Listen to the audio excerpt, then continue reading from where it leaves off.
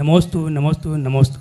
महाराज श्री, मेरा प्रश्न यह है कि कोई व्यक्ति मंदिर में पूजा अभिषेक करता है, कोई साधु सेवा में लगा रहता है, कोई साधु के आहार विहार की व्यवस्था में सहयोग करता है, तो धर्म की दृष्टि से तीनों में सबसे ज़्यादा पुण्य किस में मिलेगा?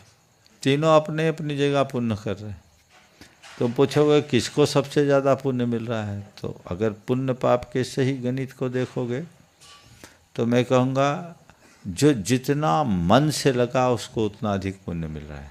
दूसरी बात, कदाचित पूजा पाठ, साधु सेवा, विहार और वैयावृत्ति, तीन चीज़ें आपने बोली। पूजा पाठ भी जरूरी है, पर लोग पूजा पाठ में इतने मगन हो जाए कि घर में आए साधु को आहार भी ना करा पाए, तो उनकी पूजा पाठ का कोई अर्थ है क्या?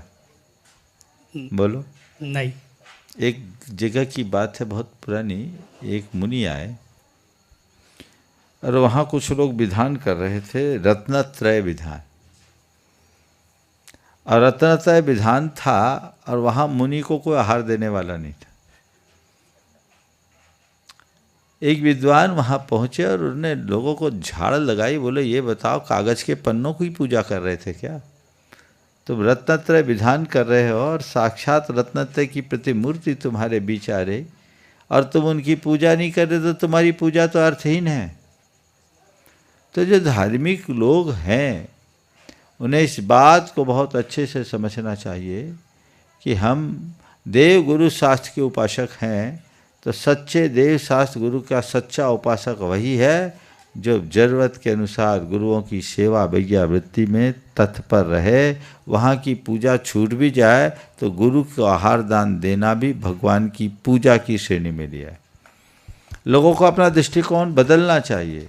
वो आप अपने धार्मिक क्रियाओं को ही अपना धर्म नहीं मानिए, ये भी आपका एक बड़ा धर्म है जो पुण्योपचय का विशेष निमित्त है, जिसका हमें ध्यान दे करके चलना चाहिए। इसी तरह विहार आदि में भी अगर कोई सहयोग करता है और उस समय मंदिर की पूजा पाठ निश्चित रूप से प्रभावित होते हैं, तो वह भी उसकी पूजा है, क्योंकि वो चतुर्विध संघ की सेवा कर रहा है। मुनि आर्य की सेवा भैयावृत्ति कोई साधारण कार्य नहीं है।